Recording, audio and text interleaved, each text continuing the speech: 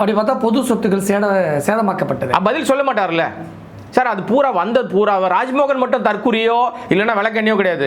அந்த ரசிகர்களும் தற்குறி ரசிகர்கள் தான். திரும்ப திரும்ப அதை வலியுறுத்தி சொல்லுவேன். ரசிகர்களை தற்குறின்னு சொல்றீங்க, ஆனா ராஜ்மோகனையும் தற்குறின்னு. ஆமா சார், அறிவு இருந்ததுன்னா நீங்க மக்கள் பிரச்சனையை பேசியிருப்பீங்க. அங்க விஜய் கொண்டாந்து தேர்தெடுத்து தெருவில் விட்டார் சார். விஜய் என்ன பேசணுமோ அதை பேசலையே. விஜய்க்கு ஒரு அடையாளம் இருக்கு சார். ஒரு நடிகர், அதுவும் பிரபலமான நடிகர். இந்த மக்கள் எல்லாரும் அவரை ரசிக்கிறாங்க. உண்மையிலே எனக்கு கூட பிடிக்கும் விஜய் படம், எல்லாருக்கும் பிடிக்கும் சார், அது தப்பு இல்லை.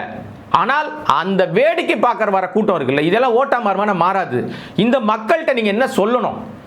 உங்கள் முதல் முறையாக மேடைக்கு வரீங்க, நீங்கள் போராட்ட காலத்துக்கு ஆர்ப்பாட்ட காலத்துக்கு முதல் முறையாக கட்சி ஆரம்பித்து 1.5 வருஷம் கட்சி வரீங்க. அப்போ அந்த மேடையை 3 மணி நேரம் பர்மிஷன் வாங்கின மேடையை நீங்கள் எப்படி பயன்படுத்திருக்கணும்? உங்களை ஆப்ரேட் பண்ண ஆள் யார்? உங்களுக்கு நரேட் பண்ண ஆள் யார்? உங்களை டைரக்ட் பண்ண ஆள் யார்?